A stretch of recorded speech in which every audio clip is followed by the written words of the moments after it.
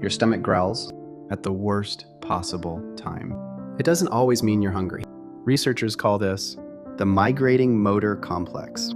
These are normal contractions that happen between meals, helping move leftover food and digestive fluids through your gut.